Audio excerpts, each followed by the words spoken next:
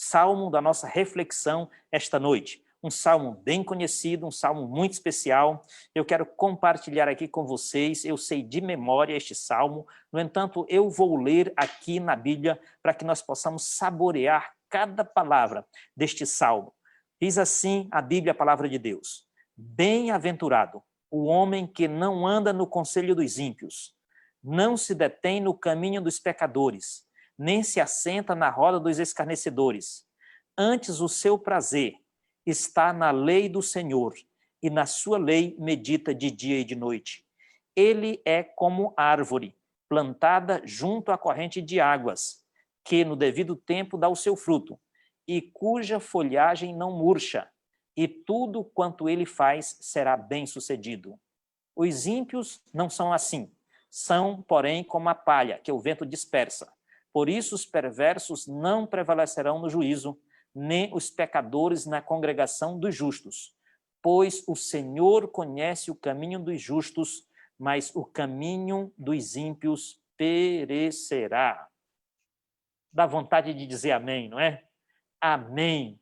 Palavra de Deus poderosa, grandiosa. Bem-vindo ao livro das orações inspiradas. Bem-vindo ao livro dos Salmos. Bem-vindo a esses cânticos de louvor.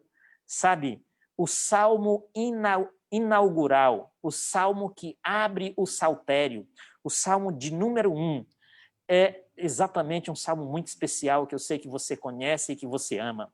Alguns detalhes interessantes aqui sobre o livro de Salmos. Sabe, os salmos são grandemente estimados pelos cristãos em todas as épocas, em todos os lugares, assim como também pelos judeus. O livro de Salmos aqui talvez seja um dos mais escolhidos para a retenção, para a memorização. Quem é que não sabe? O Senhor é o meu pastor e nada me faltará. Quem é que não sabe? O anjo do Senhor acampa-se ao redor dos que o temem e os livra. E assim, muitos outros salmos ou porções dos salmos que nós temos na cabeça, que nós temos de memória. Os salmos, eles têm também algumas classificações. Eu gostaria de falar aqui para vocês sobre alguns tipos de salmos, por exemplo. Nós temos os salmos penitenciais. Os salmos penitenciais, eles eram usados no dia da expiação, no Yom Kippur. Os salmos penitenciais são salmos de perdão, de reconciliação, de contrição com Deus. E nós temos aí vários destes salmos, né? O Salmo 6, o Salmo 38, o Salmo 102 e alguns outros. Nós temos alguns salmos cuja compreensão, a uma primeira vista, não parece fácil. São os salmos imprecatórios ou de maldição. São orações para que Deus destrua o inimigo. Eita, que coisa, não é?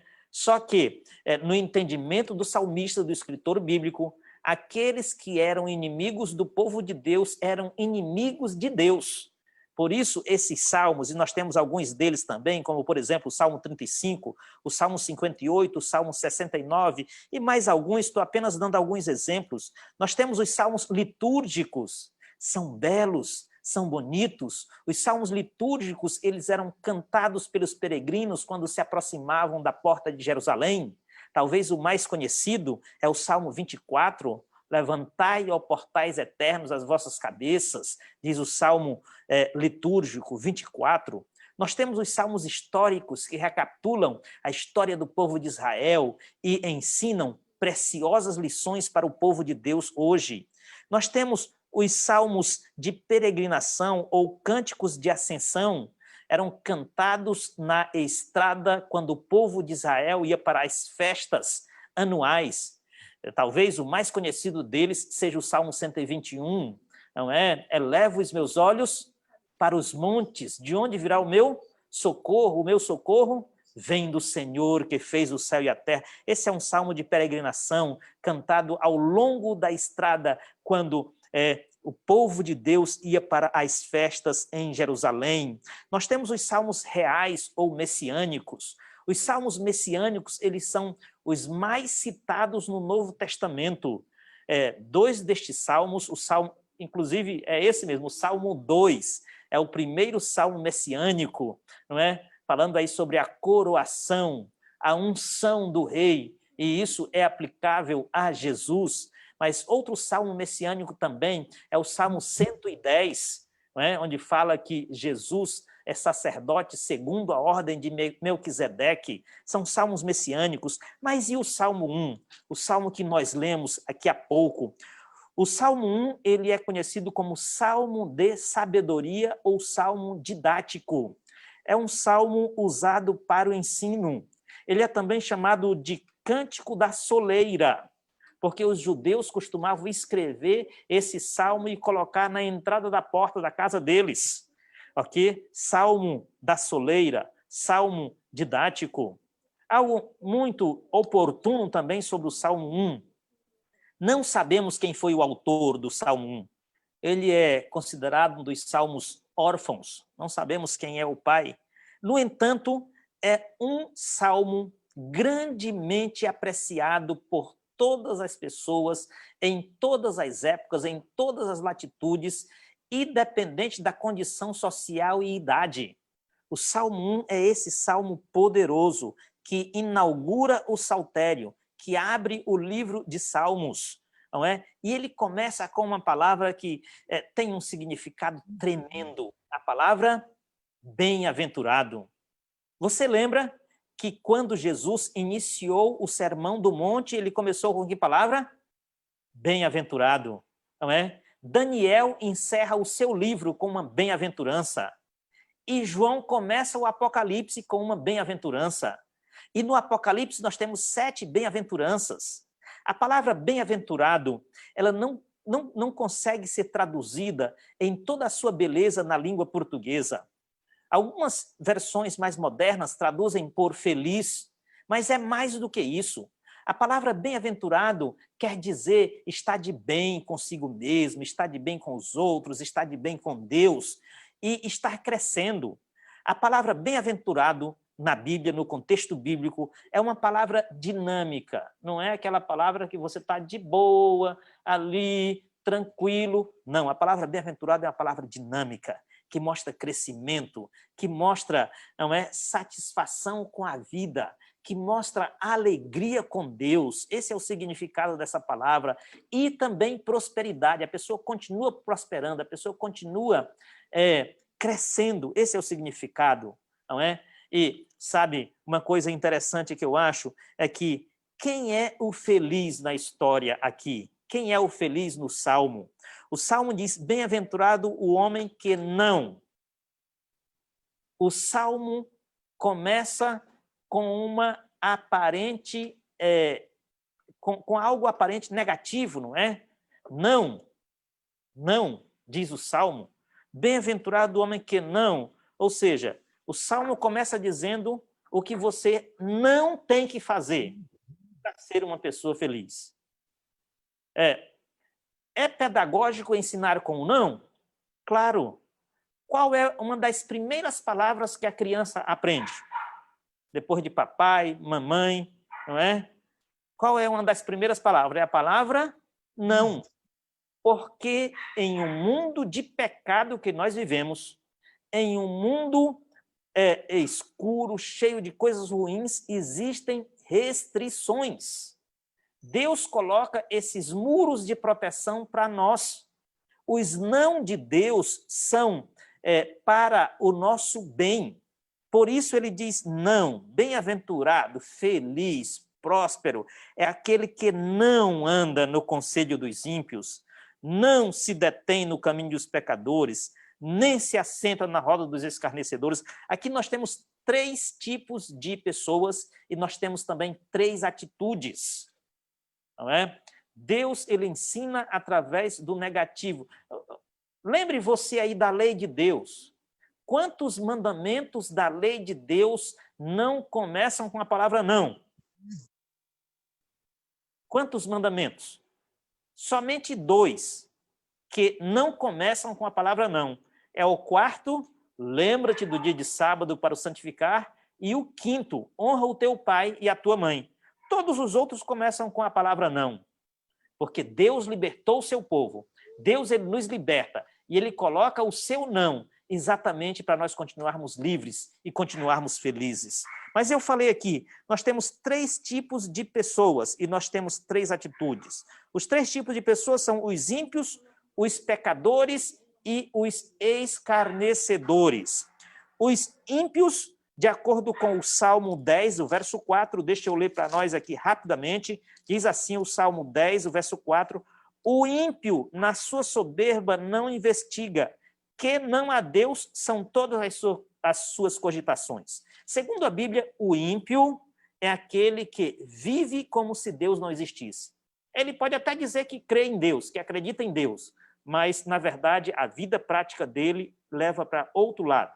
Ok? Então, os ímpios, os pecadores, essa palavra pecador é uma palavra muito interessante no Antigo Testamento. Aqui, no Salmo 1, a palavra pecador quer dizer aquele que erra o alvo. Lembra você aí de um arqueiro disparando uma flecha e errando o alvo? Pois é essa palavra aqui. Pecador aqui é aquele que erra o alvo, que erra o alvo da vida. E o alvo da vida é Jesus. Mas tem o terceiro grupo, que são os escarnecedores. Os escarnecedores são aqueles que criticam, são aqueles que debocham de Deus, da palavra de Deus, da verdade. São aqueles que ironizam as coisas de Deus. Tá bom? Então, esses 3 grupos de pessoas e as 3 atitudes, não anda, não se detém e não se assenta. Dá uma ideia de progresso em relação ao mal. Primeiro, a pessoa anda, aí ela se detém, depois ela se assenta. Uma ideia de progresso em relação ao mal. Sabe, se nós fôssemos colocar aqui nas palavras mais atuais, o Salmo ele começa dizendo assim, feliz, próspero, bem-aventurado, é aquele que não anda, é aquele que não vai, né, no lugar onde estão aqueles que não querem viver com Deus, e não se detém junto com aqueles que erraram o alvo da vida, e nem se assentam com aqueles que ironizam a Deus e a sua palavra. Cuidado com quem você anda, cuidado onde você vai. Estes são os 2 princípios assinalados aqui no começo desse salmo. Cuidado com quem você anda, cuidado onde você vai. Ok? Diz o pensamento antigo, diga-me com quem tu andas e eu te direi quem tu és. Então, aqui a Bíblia, a palavra de Deus, está estabelecendo um princípio muito importante. O servo de Deus, o filho de Deus, não é para ir em todos os lugares.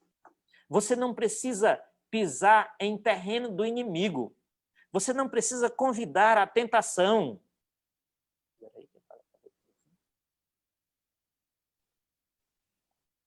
Ok? Então você não precisa pisar no terreno do inimigo. Tá bom? É isso que o Salmo está dizendo. Mas veja bem, o verso 2 diz assim, antes o seu prazer está na lei do Senhor. Em primeiro lugar, deixa eu dizer para vocês aqui que lei é essa. Aqui não é a lei de Deus. Antes o seu prazer está na lei. Aqui essa lei é a palavra Torá, é exatamente a palavra para os 5 primeiros livros da Bíblia, o Pentateuco, os livros escritos por Moisés.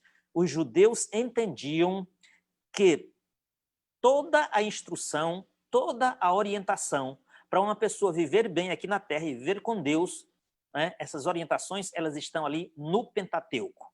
Os judeus acreditavam assim. Agora, essa lei aqui é exatamente os livros de Moisés que eles tinham naquele momento. Ok? Só que isso abrange toda a Bíblia para nós hoje. Toda a palavra de Deus. Agora, vejam bem, aqui diz, antes o seu prazer está na lei do Senhor. Aqui não diz aquele que estuda. Aqui não diz aquele que se demora.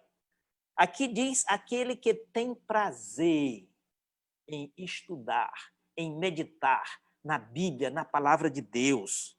A palavra de Deus para você traz alegria ao seu coração, traz esperança para a sua vida, traz conforto, traz segurança. A Bíblia existe para isso, para mostrar de onde nós viemos, onde nós estamos e para onde nós vamos. Por isso, nós precisamos ter esse prazer, esta alegria de nos demorar, não é? Quando o salmista diz de dia e de noite, quer dizer continuamente. Você se demora, mas você tem prazer, você tem alegria em poder estudar e participar das coisas de Deus, tá bom? E agora o Salmo faz aqui, não é, uma metáfora, uma figura de linguagem brilhante. Diz assim: ele é como a árvore plantada junto à corrente de águas, que no devido tempo dá o seu fruto e cuja folhagem não murcha, e tudo quanto ele faz será bem-sucedido. Aqui, lógico, está falando dos justos, não é? Está falando dos justos, de acordo com os versos anteriores, não é? Aquele que quer ser feliz, aquele que quer ser bem-aventurado, ele vai permanecer junto à água. A água da vida é Jesus. Você vai se nutrir, você vai tirar ali, não é, aquilo, o seu alimento espiritual da Bíblia, da palavra de Deus, e a sua vida, então, será como uma árvore frondosa que dá o seu fruto na estação certa e que as folhas são sempre verdes. Agora, o Salmo ele coloca uma oposição, ele coloca uma outra ideia, ele diz: os ímpios não são assim, são, porém, como a palha que o vento dispersa. Lógico, aqui o salmista está tomando emprestado uma figura, uma imagem, né, do seu tempo, da agricultura. Aqueles que já tiveram oportunidade, talvez aí, eu nasci em uma região em que se pilava muito arroz, né, mas todos os cereais, o arroz, o trigo, não é? Provavelmente o salmista aqui esteja falando do trigo ou da cevada. Quando você bate ele ali, quando você pila, você joga para cima. E no momento que você joga para cima, o grão volta para o recipiente. E a palha, o que acontece? O vento leva.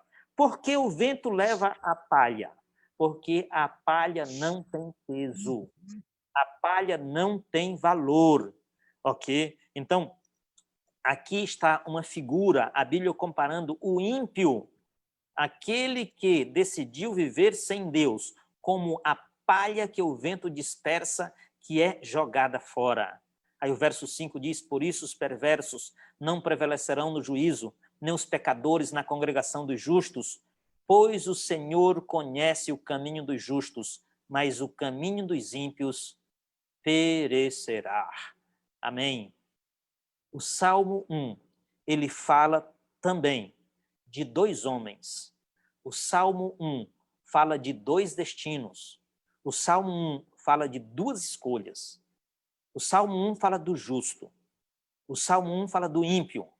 O Salmo 1 fala daquele que escolhe ter alegria em Deus, que escolhe viver com Deus, que escolhe estar perto da água da vida. E o Salmo 1 fala também daquele que errou o alvo da vida, daquele que quer viver sem Deus, daquele que escarnece, daquele que ironiza. E a Bíblia chama esse de ímpio. Então, o Salmo 1 nos mostra dois caminhos, duas escolhas, dois destinos, dois homens, duas mulheres.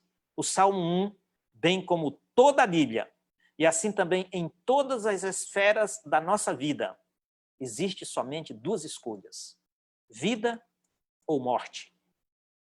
Podemos escolher a Deus, a Jesus Cristo, ou podemos escolher o inimigo. Aliás, se você não escolhe a Deus, não é você que escolhe o inimigo, talvez. Se você não escolhe a Deus, o inimigo escolhe você. E ele vai fazer o trabalho funesto de destruição em sua vida. Este salmo, ele é muito especial. Este salmo, ele está nos lembrando aqui do que nós precisamos evitar para sermos felizes e do que nós precisamos fazer para vivermos com Deus com alegria no nosso coração. O Salmo 1, ele mostra o destino final de duas pessoas. Uma que escolheu a Deus, que escolheu a vida, e outro que escolheu a morte. Um é como a árvore, o outro como a palha. Qual é a sua escolha? Qual é a sua decisão? Como é que você decidiu viver? Como é que você está vivendo? Buscando a Deus, em comunhão com Ele, se preparando para o dia da volta de Jesus, Eu espero que sim. Eu espero que esta seja a sua escolha.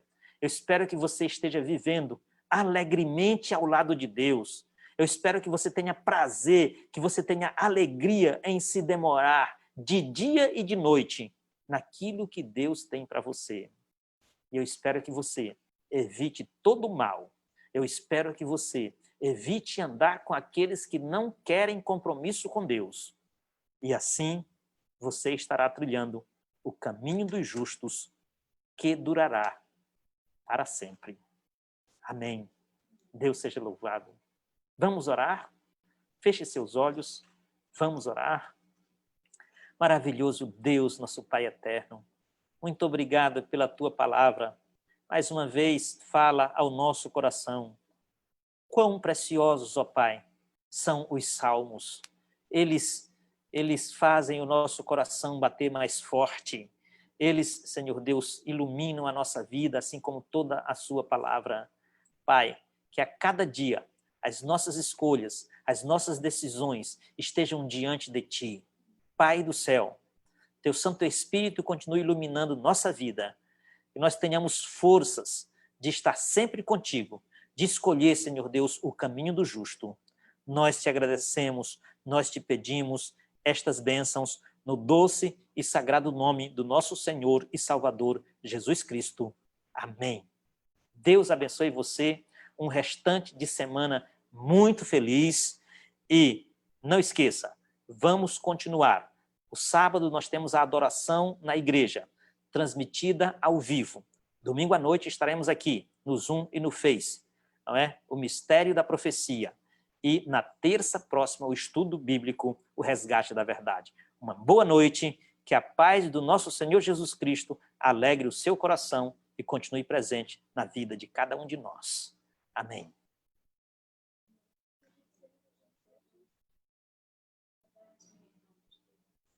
Ok, um abraço aí, Valdique, que está conosco, Deus seja louvado, nosso companheiro aí, colega aí do tempo de juventude, um abraço para você também, Deus seja louvado e tudo de bom para você, meu amigo. Deus o abençoe sempre. Vamos.